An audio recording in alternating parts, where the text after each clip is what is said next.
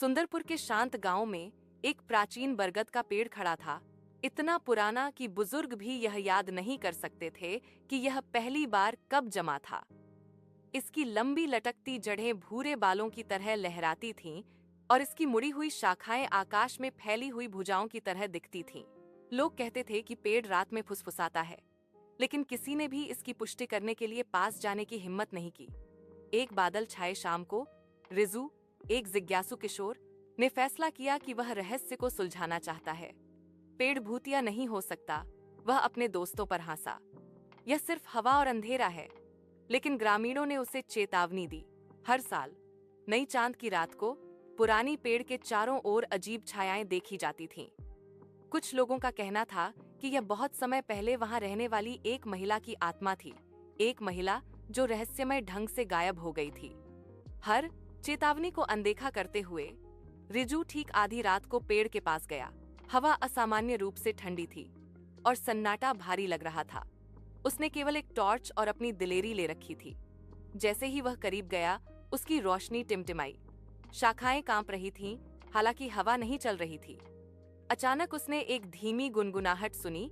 एक दुखद धुन जड़ों के माध्यम से गूंज रही थी। वह जम गया। वहां कौन है?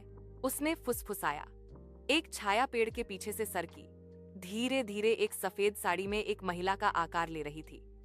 उसका चेहरा पीला था। उसके बाल पेड़ की लटकती जड़ों की तरह बह रहे थे। वह चली नहीं, वह तैरती रही। डर के मारे रिजू पीछे हट गया। भूत फुसफुसाती आवाज में बोला, मैंने किसी ऐसे व्यक्ति का इंतजार किया जो सुनेगा। रिजू सांस नहीं ले पा रही थी। आप क्या चाहते हैं? उसने झड़ों के पास एक टूटे हुए पत्थर की ओर इशारा किया। मेरी कहानी यहाँ दफन है। कांपते हुए रिजू ने धूल हटाई और एक जंग लगा पेंडेंट पाया। भूत की आंखें नरम हो गईं। मुझे गलत ठहराया गया, उसने कहा। इस पेड़ के नीचे छोड़ दिया जब तक किसी ने मुझे नहीं पाया। जैसे ही रिजू ने पेंडेंट उठाया, पेड़ की जड़ें हिंसक रूप से हिलने लगीं। भूत ने एक चीख निकाली, आधा दर्द, आधा राहत, और फीका पड़ने लगा। धन्यवाद। उसकी आवाज धीरे धीरे गूंजी जैसे ही वह एक पतली धुंध में घुल गई। पेड़ शांत हो गया, भिनभिनाना बंद हो गया। रिजू पेंडेंट को पकड़े हुए गांव की ओर भागा। बुजुर्गों ने चौंक कर सुना।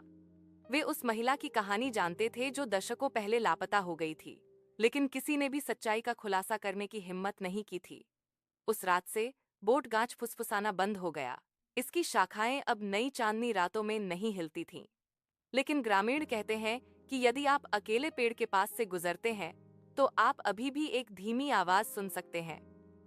धन्यवाद।